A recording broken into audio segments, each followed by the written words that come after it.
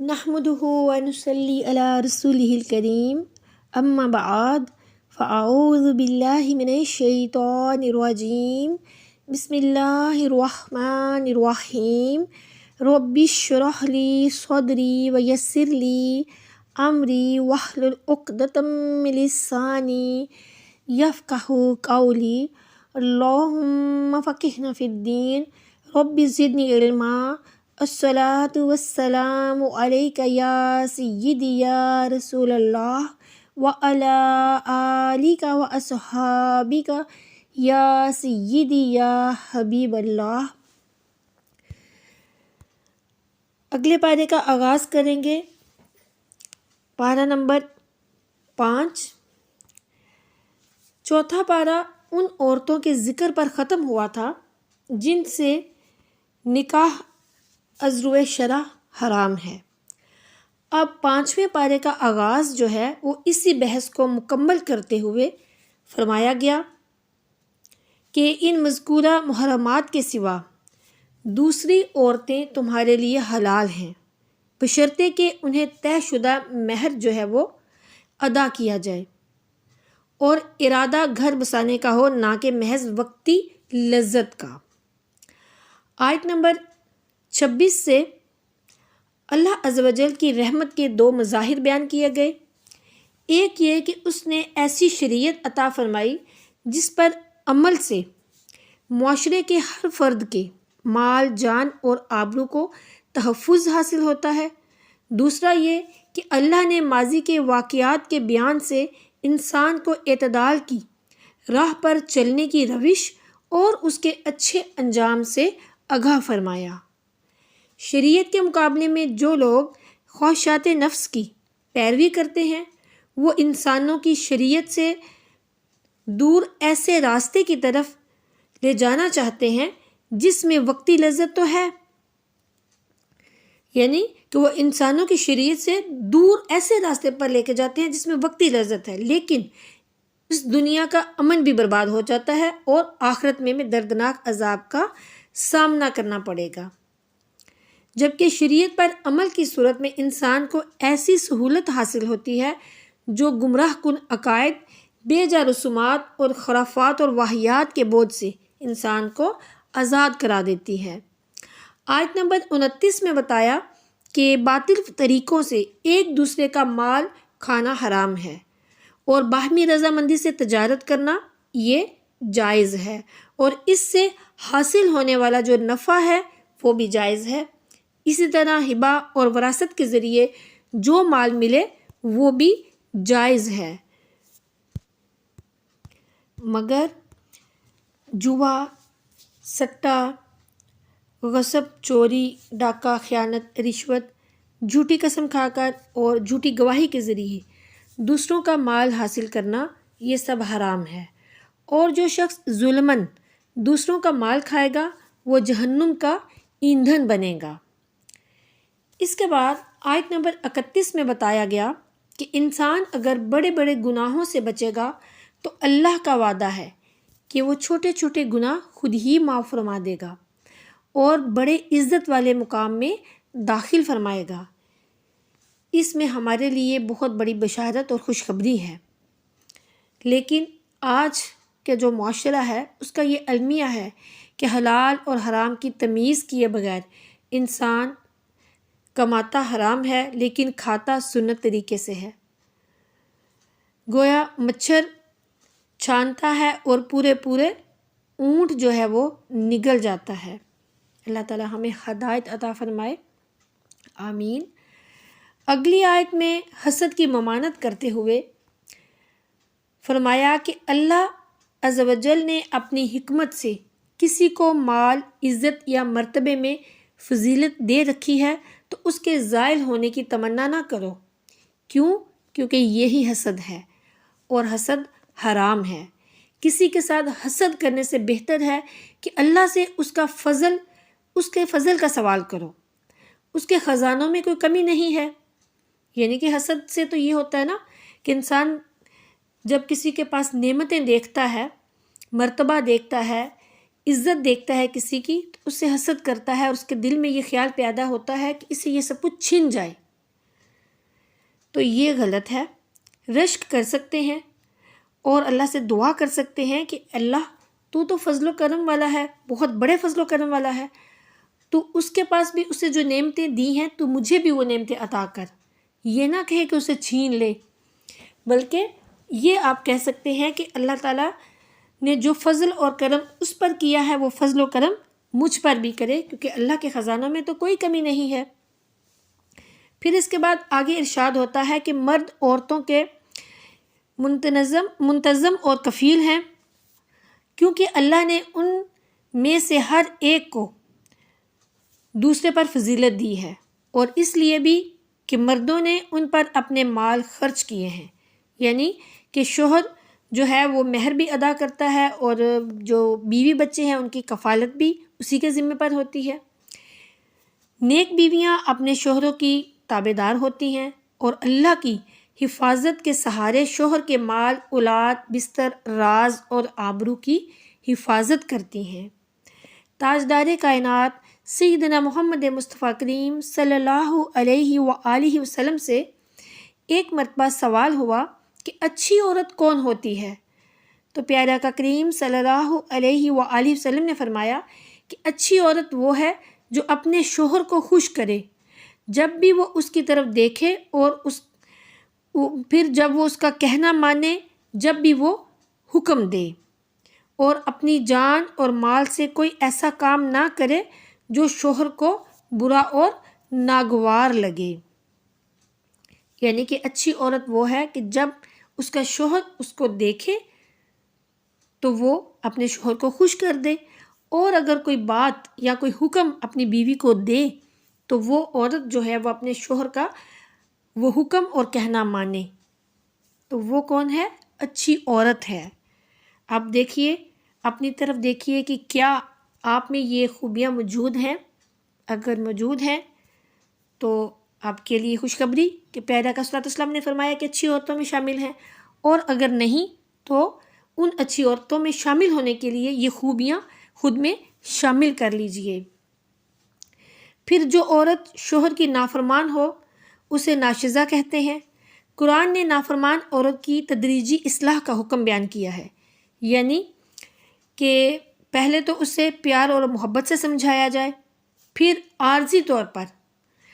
ان سے اپنا جو بستر ہے اس کو علیحدہ کر لیا جائے، پھر اس کے بعد اس کی سرزنش کی جائے۔ اگر ان تدریجی اقدامات سے جو عورت ہے وہ اصلاح قبول کر لے تو پھر اس پر سختی کرنے کی ممانعت ہے، یعنی کہ اگر یہ 3 کام کرنے سے نافرمان عورت ٹھیک ہو جاتی ہے تو پھر اس پر مزید سختی نہیں کی جائے گی، اسلام میں اس کی اجازت نہیں ہے۔ لیکن اگر ان تدریجی اقدامات سے زوجین کے درمیان تنازع رفع نہ ہو تو قرآن نے مصالحت کا یہ طریقہ تعلیم فرمایا ہے کہ شوہر اور بیوی دونوں کے خاندانوں سے ایک منصف مل کر بیٹھیں، اور اگر وہ اصلاح پسند ہوں تو اللہ عز و جل زوجین کے درمیان اتفاق پیدا فرما دے گا۔ اس سے معلوم ہوتا ہے کہ قرآن پاک نے ازدواجی زندگی کو خوشگوار رکھنے اور استوار رکھنے کو بڑی اہمیت دی ہے۔ اس کے بعد آیت نمبر 41 سے ایک لرزا دینے والا مضمون شروع ہوتا ہے کہ روز قیامت ہر امت پر اس کے رسول بطور گواہ لائے جائیں گے، اور حضور نبی کریم صلی اللہ علیہ وآلہ وسلم کو اپنی امت کے خلاف گواہ کے طور پر لایا جائے گا، اور آپ گواہی دیں گے کہ اے اللہ، میں نے ان تک تیرا پیغام دین پہنچا دیا تھا اور انہوں نے اس کی شہادت بھی دے دی تھی، اب ان کی ذمہ داری ہے کہ عمل کیا یا نہیں کیا۔ اللہ تعالی ہمیں عمل کی توفیق عطا فرمائے اور اس دن ہمیں شرمندگی سے بچائے، آمین۔ پھر اس کے فوراً بعد فرمایا کہ جن لوگوں نے اللہ کے رسول صلی اللہ علیہ وآلہ وسلم کی رسالت کا انکار کیا یا آپ صلی اللہ علیہ وآلہ وسلم کی نافرمانی کی، روز قیامت احساس ندامت سے وہ چاہیں گے کہ زمین ان کے برابر کر دی جائے اور وہ اس میں دفن ہو جائیں، لیکن انہیں اپنے کیے کا وبال بہرحال چکھنا پڑے گا۔ کوشش کریں کہ پیارا کا کریم صلی اللہ علیہ وآلہ وسلم کی بتائی ہوئی تعلیمات، ان کے بتائے ہوئے راستے پر چلنے کی اور ان کی نافرمانی سے بچنے کی پوری کوشش کریں اور ان کے راستے پر چلنے کی کوشش کریں اور خود کو برائیوں سے نکالیں اور نیکیوں کی طرف لے جائیں، تاکہ کل قیامت کے دن جب حضور نبی کریم صلی اللہ علیہ وآلہ وسلم ہم پر گواہ ہوں تو ہم وہاں شرمندہ نہ ہوں۔ پھر اس کے بعد آیت نمبر 44، یہاں سے شراب کی حرمت کے حوالے سے ذہن سازی کرتے ہوئے فرمایا کہ نشے کی حالت میں نماز کے قریب نہ جانا، تاکہ مدہوشی کے عالم میں کوئی غلط اور نازیبا بات منہ سے نہ نکل جائے۔ اس کے بعد جنابت اور تیمم کے بعض مسائل ذکر کیے، پھر یہودیت کی مکروہ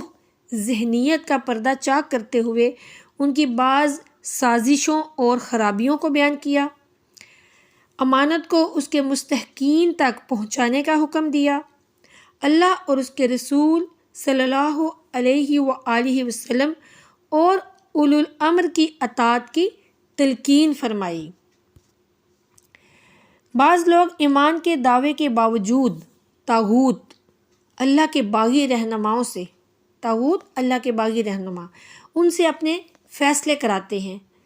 یعنی طاغوت باغی رہنما کون ہے؟ شیطان۔ تو بعض لوگ جو ہیں وہ ایمان کے دعوے کے باوجود بھی شیطان سے اپنے فیصلے کراتے ہیں، جبکہ انہیں طواغیت سے برات کا حکم دیا گیا ہے، یعنی کہ شیطان سے دور رہنے کا حکم دیا گیا ہے۔ شیطان انہیں بہت دور کی گمراہی میں ڈالنا چاہتا ہے۔ جب انہیں اللہ کے کلام کے مطابق فیصلہ کرانے کی دعوت دی جاتی ہے تو یہ لوگ اس راستے میں رکاوٹیں پیدا کرنے لگتے ہیں۔ اس کے بعد ایک واقعے کی طرف اشارہ ہے کہ ایک منافق اور ایک یہودی میں اختلاف ہوا۔ حضور نبی کریم صلی اللہ علیہ وآلہ وسلم نے دلائل کی روشنی میں فیصلہ یہودی کے حق میں دے دیا۔ منافق نے حضرت عمر رضی اللہ تعالیٰ عنہ سے انصاف مانگا تو حضرت عمر رضی اللہ تعالیٰ عنہ نے اسے قتل کر دیا کہ جو شخص رسول اللہ صلی اللہ علیہ وآلہ وسلم کے فیصلے کو انصاف کے منافی خیال کرے تو انصاف کا تقاضا ہے کہ اسے زندگی کی قید سے آزاد کر دیا جائے۔ اس پر قرآن کریم نازل ہوا کہ تمہارے رب کی قسم ہے کہ وہ شخص ایمان سے خالی ہے جو اپنے اختلافات میں حضور نبی کریم صلی اللہ علیہ وآلہ وسلم کے فیصلے کو بلا چون و چرا تسلیم نہ کرے۔ پھر آیت نمبر 60 سے آیت نمبر 63 میں منافقین کی اطاعت رسول صلی اللہ علیہ وآلہ وسلم سے گریز کی مجرمانہ روش اور ان کے مکروہ چالوں اور دو رخ پن کا ذکر ہے۔ وہ اپنے تنازعات کے فیصلے معلم کائنات سیدنا محمد مصطفیٰ کریم صلی اللہ علیہ وآلہ وسلم سے کرانے کی بجائے یہودیوں سے کراتے تھے۔ انہیں پتہ تھا کہ یہود کی عدالتوں سے دے دلا کر من پسند فیصلے حاصل کیے جا سکتے ہیں۔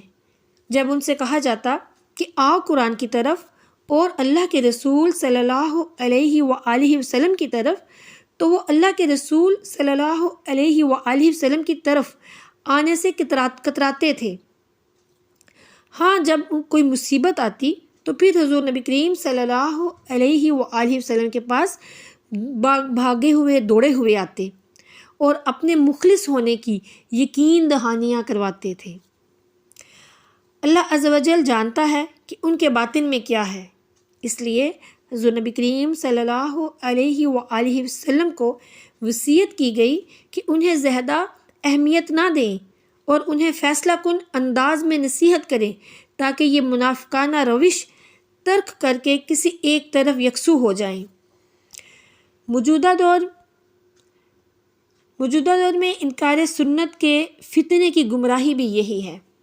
کہ وہ قرآن سے رہنمائی لینے کو تیار ہیں لیکن سنت رسول اللہ صلی اللہ علیہ وآلہ وسلم کو حجت تسلیم کرنے پر آمادہ نہیں۔ اس کے بعد اہل ایمان کے لیے ایمان افروز نوید ہے اور یہ آیات اطاعت رسول صلی اللہ علیہ وآلہ وسلم کے موضوع پر انتہائی تاکیدی اسلوب رکھتی ہیں۔ اللہ عز و جل نے ارشاد فرمایا کہ ہم نے ہر رسول کو صرف اس لیے بھیجا ہے کہ اللہ کے اذن سے اس کی اطاعت کی جائے، اور جب یہ اپنی جانوں پر ظلم کر بیٹھیں تو اے رسول صلی اللہ علیہ وآلہ وسلم،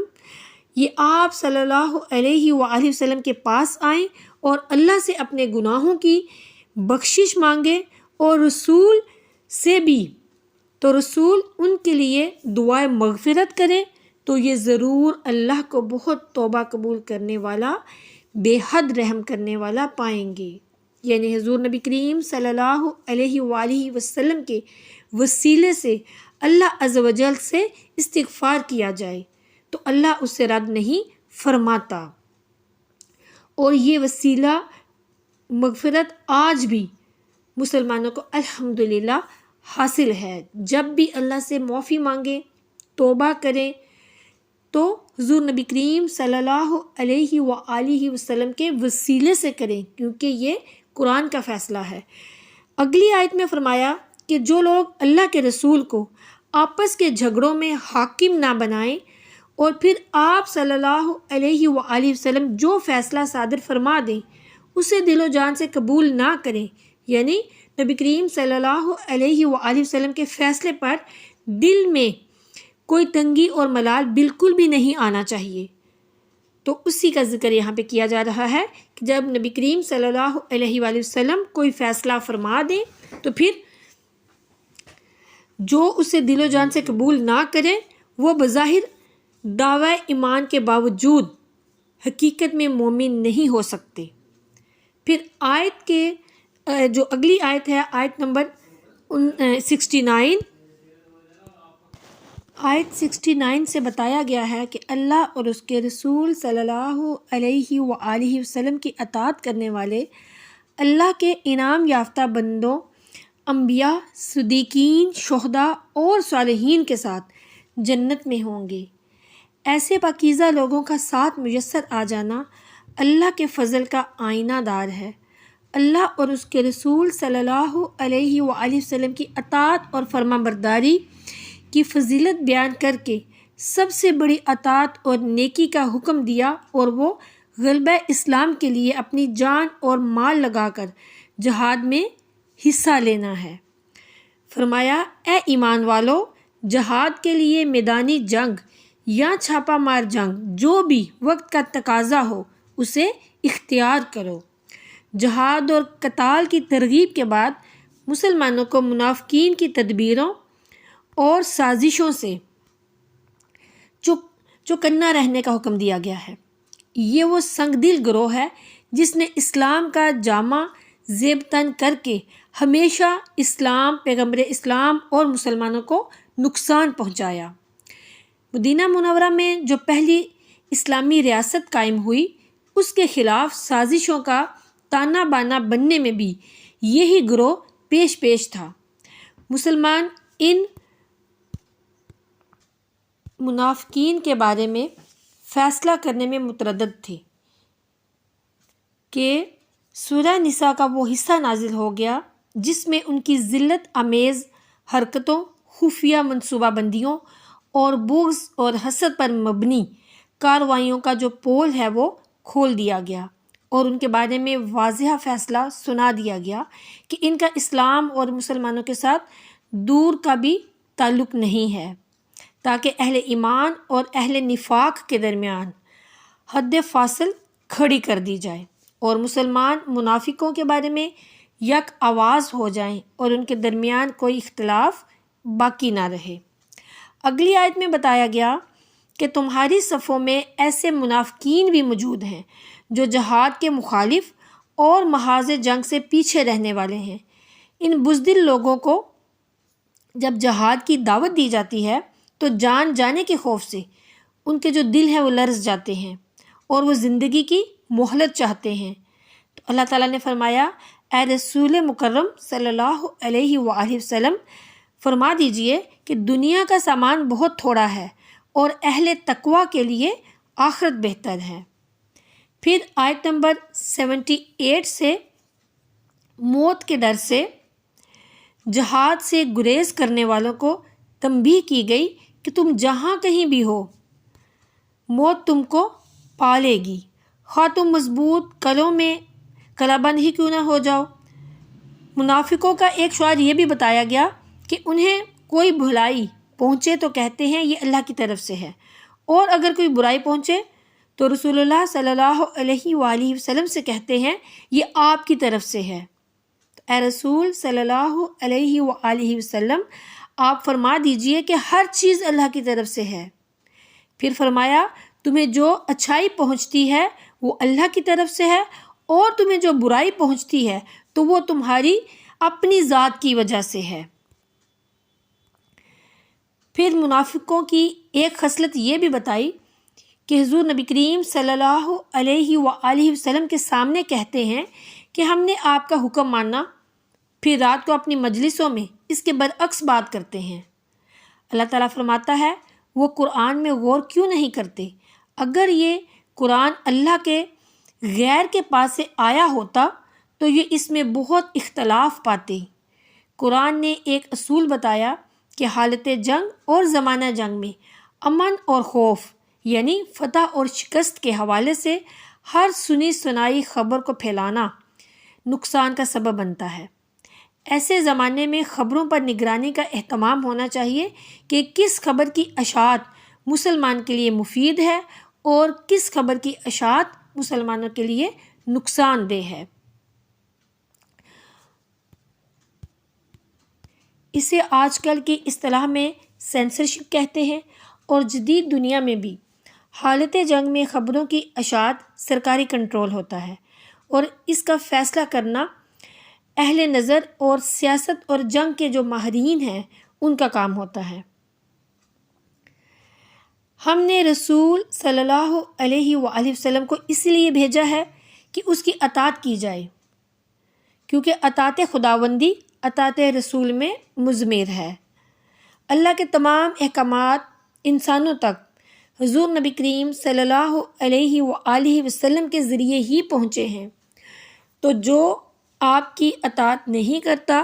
وہ دراصل اللہ کی بھی اطاعت نہیں کرتا۔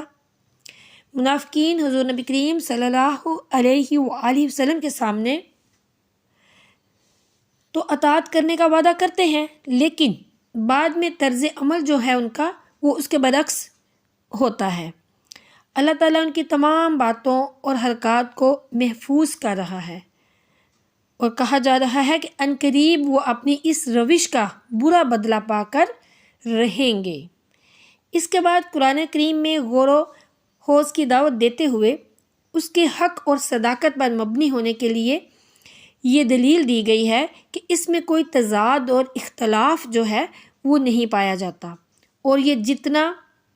جتنا انسان کے اندر اترتا ہے اتنا ہی انسان کے باطن کو ایمان اور یقین سے منور کر دیتا ہے۔ پھر معاشرے کا امن اور سکون تباہ کر دینے والی بدترین عامل افواہ سازی کی مذمت کرتے ہوئے اس کے سد باب کا طریقہ بیان کیا ہے کہ متعلقہ شخص سے رابطہ کر کے تحقیق کر لی جائے تو جو افواہیں ہیں وہ اپنی موت آپ مر جاتی ہیں، اور اگر دین کی کوئی بات سامنے آئے تو حضور نبی کریم صلی اللہ علیہ وآلہ وسلم اور آپ صلی اللہ علیہ وآلہ وسلم کے لائے ہوئے دین کے ماہرین سے رجوع اور تحقیق کے بغیر اس پر عمل نہ کیا جائے۔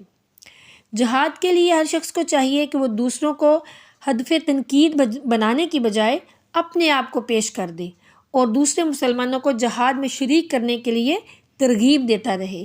یہی وہ راستہ ہے جس سے کافروں کا زور توڑا جا سکتا ہے۔ اللہ عز و جل بڑی طاقت کا مالک ہے، اور وہ دشمنان اسلام کو عبرت کا نشان بنا سکتا ہے۔ پھر آیت نمبر 86 میں معاشرتی آداب بتائے گئے ہیں کہ جب تمہیں کسی لفظ سے سلام کیا جائے تو تم اس سے بہتر الفاظ میں جواب دو، جیسے کہ السلام علیکم کے جواب میں کہا جائے گا وعلیکم السلام ورحمۃ اللہ وبرکاتہ، یا کم از کم انہی الفاظ میں جواب دے دو، یعنی جیسے کہ السلام علیکم، اس کے جواب میں کہا جائے گا وعلیکم السلام۔ پھر اس کے بعد کسی بے گناہ کے قتل کی صورت میں دیت کی ادائیگی کا ضابطہ بیان، اور کسی مومن کے ناجائز قتل کی صورت میں دائمی جہنمی ہونے کی وعید بیان فرمائی۔ پھر بلا تحقیق کسی کے خلاف انتقامی کارروائی کرنے سے منع کرتے ہوئے بتایا کہ اگر کوئی اجنبی شخص تمہیں سلام کرتا ہے تو یہ اس کے ایمان کی علامت ہے، محض شک اور شبہ کی بنیاد پر اس کے خلاف کوئی قدم نہیں اٹھانا چاہیے۔ پھر محاذ جنگ پر مصروف عمل مجاہد کی فضیلت بیان کرتے ہوئے بتایا کہ مجاہدین اور قائدین ہمسر نہیں ہیں، یعنی جہاد سے پیچھے رہنے والے جہاد کرنے والوں کے برابر کبھی بھی نہیں ہو سکتے۔ ہر مسلمان سے اللہ نے اجر و ثواب کا وعدہ کر رکھا ہے، مگر مجاہدین کا مرتبہ اور مقام جو ہے وہ بہت بڑا ہے، بہت بلند ہے۔ پھر ہجرت کے موضوع پر گفتگو کرتے ہوئے بتایا کہ اگر کوئی شخص مسلمان ہونے کا دعوے دار ہو کر بھی ایسی جگہ سے ہجرت نہ کرے جہاں اسے دین پر عمل کرنے کی اجازت نہ ہو تو اس کے ایمان کا کوئی اعتبار نہیں ہے۔ جو لوگ بلا عذر اللہ کی راہ میں ہجرت نہیں کرتے، موت کے وقت فرشتے انہیں ملامت کرتے ہیں اور جہنم میں داخل ہونے کی وعید سناتے ہیں۔ پھر اللہ کے نام پر ہجرت کرنے والوں کو اللہ عز و جل بڑی وسعت اور فارغ البالی کی بشارت دی گئی ہے۔ ہجرت کے لیے گھر سے نکلنے کے ساتھ ہی انسان اللہ کی طرف سے اجر عظیم کا حقدار ہو جاتا ہے، خواہ اسے راستے ہی میں موت کا سامنا کرنا پڑے۔ اس کے بعد جہاد اور نماز کی اہمیت کے ایک قرآنی حکم کا تذکرہ ہے۔ پھر مسلمان غزوہ بنی مستلق کے موقع پر جب ظہر کی نماز پڑھنے لگے تو کافروں نے کہا کہ ہمیں اگر پہلے سے معلوم ہوتا تو اس حالت میں ایک دم حملہ آور ہو کر مسلمانوں کو نیست و نابود کرنا بہت آسان تھا۔ انہوں نے عصر کی نماز میں حملہ کرنے کی پلاننگ کر لی، جس پر اللہ عز و جل نے اپنے نبی صلی اللہ علیہ وآلہ وسلم کو کافروں کی اس خفیہ تدبیر کی اطلاع بھی دی، اور اس کے سد باب کے لیے صلاۃ الخوف کا طریقہ بھی بیان کر دیا کہ اگر دشمن سے جان کا خطرہ ہو تو نماز کے لیے اس طرح صف بندی کریں کہ ایک صف امام کے ساتھ نماز کی ایک رکعت مکمل کر لے،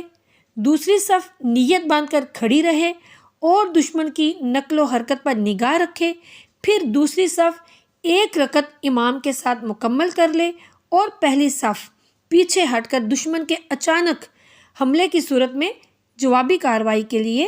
تیار رہے۔ پھر امام اپنی نماز مکمل ہونے پر سلام پھیر دے اور دونوں صفیں باری باری اپنی جو باقی ماندہ نماز ہے وہ پوری کر لیں۔ اس طرح نماز کے فریضے کی بروقت اور باجماعت ادائیگی بھی ہو جائے گی اور جہاد کے فریضے کی ادائیگی میں بھی کوئی کوتاہی اور غفلت نہیں ہوگی۔ بظاہر یہ حکم اس سفر کے دوران ہے جو جنگ کے لیے ہو اور جس میں دشمن سے خطرہ محسوس ہو۔ البتہ حضور نبی کریم صلی اللہ علیہ وآلہ وسلم کی سنت ہے کہ آپ نے ہر سفر کے دوران جس کی ایک معینہ مسافت ہو نماز میں قصر کی سہولت اختیار فرمائی۔ نماز میں قصر کرنا یعنی کہ سفر کے دوران جو نماز میں قصر کیا جاتا ہے اس سے مراد یہ ہے کہ نماز کو آدھا پڑھنا، یعنی کہ قصر نماز کا طریقہ یہ ہے کہ ہر 4 رکعت والی جو نماز ہے فرض نماز، اس کو جو 4 رکعتیں ہیں فرض کی اس کو 2 پڑھی جائیں گی، اور مغرب کی جو نماز ہے وہ 3 رکعتیں ہی پڑھی جائیں گی، اور جو وتر کی نماز چونکہ واجب ہے اس لیے وہ بھی 3 وتر جو ہیں وہ پڑھے جائیں گے۔ باقی جو سنتیں ہیں ان کے حکم یہ ہے کہ فجر کی سنتیں پڑھی جائیں گی، باقی نمازوں کی موقدہ سنتیں نہ پڑھنے کا اختیار ہوگا، لیکن پڑھ لینا افضل ہوگا۔ پھر اس کے بعد دشمنوں کی جو تدبیر ہے اس کے بارے میں بتایا گیا کہ دشمنوں کی تدبیر دھری کی دھری رہ گئی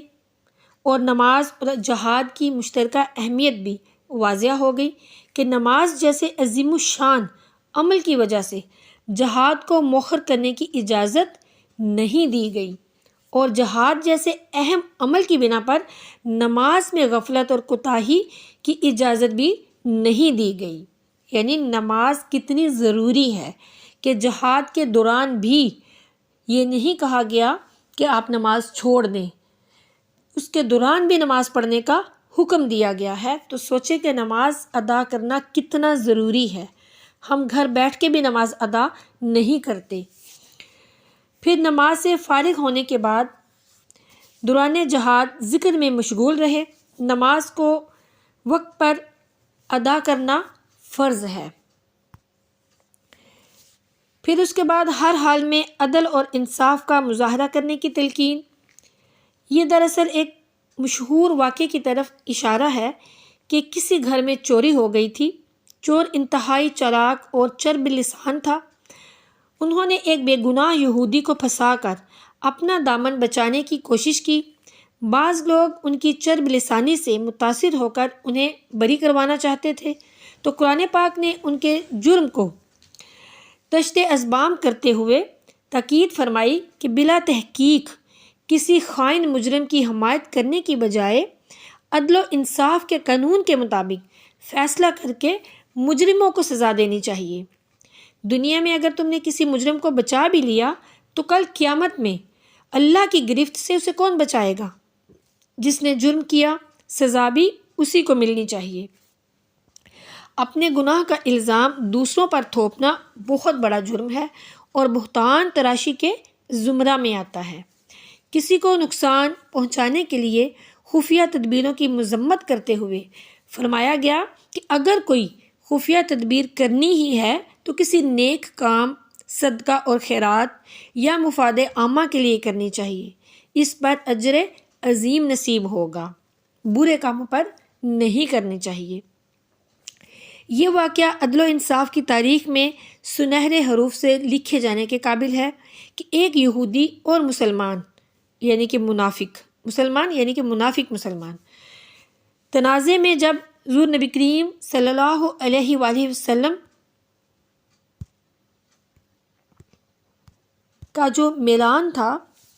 وہ بوجہ شفقت اور رحمت کے مسلمان کی طرف ہوا، تو اس پر اللہ عز و جل کی طرف سے حضور نبی کریم صلی اللہ علیہ وآلہ وسلم کو ایسا نہ کرنے کا حکم ہوا اور اسے قرآن کریم کا حصہ بنا دیا گیا، تاکہ ہر امتی ہر معاملے میں اپنے ہاتھ سے عدل اور انصاف کا دامن کبھی بھی کسی بھی حالت میں چھوٹنے نہ دے اور ہر صورت میں عدل سے کام لے، خواہ اس کا فائدہ کسی کافر ہی کو کیوں نہ پہنچے۔ آیت نمبر 115 اجماع امت کے لیے دلیل قرآنی فراہم کر رہی ہے۔ ہر کسی کو یہ بات معلوم ہے کہ شریعت کے 4 ماخذ ہیں: کتاب و سنت اور اجماع و قیاس۔ اجماع امت کو اس آیت میں سبیل المومنین یعنی مومنوں کا راستہ کہا گیا ہے۔ فرمایا کہ جو کوئی مومنوں کے راستے کو چھوڑ کر یعنی مومنوں کے متفقہ فیصلے کو رد کر کے کوئی الگ روش اختیار کرے اور اپنی 1.5 اینٹ کی علیحدہ مسجد بنا لے تو وہ دراصل حضور نبی کریم صلی اللہ علیہ وآلہ وسلم کی امت میں انتشار یا فساد پیدا کرنے کا مجرم ہوگا۔ یہ در حقیقت اللہ کے رسول صلی اللہ علیہ وآلہ وسلم سے دشمنی کی صورت ہے کہ ان کی امت میں پھوٹ ڈال دی جائے۔ ایسا کرنے والوں کو اللہ تعالیٰ جہنم رسید فرمائے گا۔ اور ایسے آج کل لوگ ارد گرد دیکھیے تو بہت زیادہ لوگ ہیں جو کہ مسلمانوں میں انتشار اور فساد پیدا کرنے کے در پہ ہیں اور پیدا کر بھی رہے ہیں، اور بہت سے مسلمان جو ہیں وہ اس طرح آپس میں انتشار اور فساد میں مبتلا بھی ہو چکے ہیں۔ تو ایسے لوگوں کے لیے اللہ تعالیٰ نے کیا فرمایا ہے کہ اللہ تعالیٰ ایسے لوگوں کو جہنم میں رسید فرمائے گا۔ اس کے بعد متعدد آیات میں انسان کی سرکشی کا سبب بتلایا گیا ہے، وہ یہ کہ اللہ کے مقابلے میں شیطان کی اطاعت کرتا ہے، حالانکہ وہ اس کو ہدایت کے راستے سے بہت دور لے کر جا رہا ہے۔ پھر جنت اور جہنم کی باتیں اور ہر شخص کو اپنے عمل کا بدلہ بھگتنے کے لیے تیار رہنے کی تلقین اور مساوات مرد و زن کا قرآنی ضابطہ، اور پھر حضرت سیدنا ابراہیم علیہ السلام کے طرز زندگی کو اختیار کرنے کا حکم، اور کائنات پر اکیلے اللہ عز و جل کی بلا شرکت غیر حکمرانی کا بیان کیا گیا ہے۔ آیت نمبر 127 سے ایک بار پھر خواتین کے مسائل اور حقوق بیان کیے جا رہے ہیں کہ ان کے کمزوری کا فائدہ اٹھاتے ہوئے ان کے ساتھ ظلم اور ناانصافی کا معاملہ نہ کیا جائے۔ میاں بیوی کے اختلاف کی صورت میں خلا کا ضابطہ بیان کیا گیا ہے کہ ان کے لیے علیحدگی بہتر ہے، اور اللہ ان میں سے ہر ایک کو اپنے فضل سے غنی کر دے گا۔ اگلی آیات میں اہل ایمان کو حکم دیا گیا کہ عدل کے قائم کرنے والے بن کر کھڑے ہو جاؤ، یہی اللہ کی شان عدل کی گواہی ہے۔ عدل کرتے وقت یہ نہ دیکھو کہ اس کا نقصان کس کو پہنچ رہا ہے، کوئی قرابت دار ہو یعنی رشتہ دار ہو، یا کوئی غیر ہو، یا پھر وہ غنی ہو یا وہ فقیر ہو، اللہ اس کا زیادہ خیر خواہ ہے۔ تم اسے فائدہ پہنچانے کے لیے عدل کے منافی روش اختیار نہ کرو۔ اگر تم نے یہ حرکت کی تو جان لو کہ اللہ تمہارے ہر عمل سے باخبر ہے۔ اس آیت کی روح سے معاشرے سے ظلم و زیادتی کو ختم کرنا اور ایک عادلانہ نظام کے قیام کے لیے جد و جہد کرنا ہر مسلمان پر لازم ہے۔ آیت نمبر 140 میں اہل ایمان کو یہ ہدایت دی گئی کہ اگر کسی محفل میں اللہ کی آیات کا انکار کیا جا رہا ہو یا ان کا مذاق اڑایا جا رہا ہو تو غیرت ایمانی کا تقاضا ہے کہ اس محفل کا احتجاجاً بائیکاٹ کیا جائے۔ نیز جس مجلس میں کوئی گناہ ہو رہا ہو تو اسے روکنے کی کوشش کی جائے۔ اگر روکنا ممکن نہ ہو تو پھر اظہار ناراضگی کرتے ہوئے وہاں سے اٹھ جانا چاہیے۔ جو ایسی مجلس میں بیٹھا رہے گا وہ بھی دراصل ان مجلس والوں ہی کی طرح شمار کیا جائے گا۔ پھر آگے بتایا گیا کہ منافقین جو ہیں وہ اللہ کو دھوکہ دینے کی کوشش میں اپنے آپ کو ہی دھوکہ دے رہے ہیں۔ یہ لوگ نماز میں سستی اور اللہ کے ذکر سے پہلو تہی کرتے ہیں، تذبذب کا شکار رہتے ہیں، نہ ادھر کے نہ ادھر کے۔ ایسے گمراہوں کو ہدایت بھی نہیں ملا کرتی، یہ جہنم کے سب سے نچلے طبقے میں ڈالے جائیں گے۔ مسلمانوں کے مقابلے میں کافروں سے دوستی اور گٹھ جوڑ کی اجازت بالکل بھی نہیں ہے۔ کافروں کو مسلمانوں پر کسی طرح بھی فوقیت نہیں دی جا سکتی۔ یہ لوگ اگر تائب ہو کر اپنا طرز عمل درست کر لیں تو ان کا شمار جو ہے وہ مومنین کے ساتھ ہو سکتا ہے۔ پھر فرمایا جا رہا ہے کہ اگر تم ایمان کے تقاضے پورے کرتے رہو اور اللہ کا شکر ادا کرتے رہو تو اللہ تمہیں عذاب دے کر کیا کرے گا؟ اللہ تو دلوں کے تمام راز جاننے والا ہے اور بڑا قدردان ہے۔ یہاں پر ہمارے پارہ نمبر 5 کا اختتام ہوتا ہے۔ اللہ عز و جل اپنے فضل و کرم سے فہم قرآن کو ہمارے لیے آسان فرمائے اور اس کے فیوز و برکات سے ہمیں پوری طور پر مالا مال فرمائے اور معاشرے میں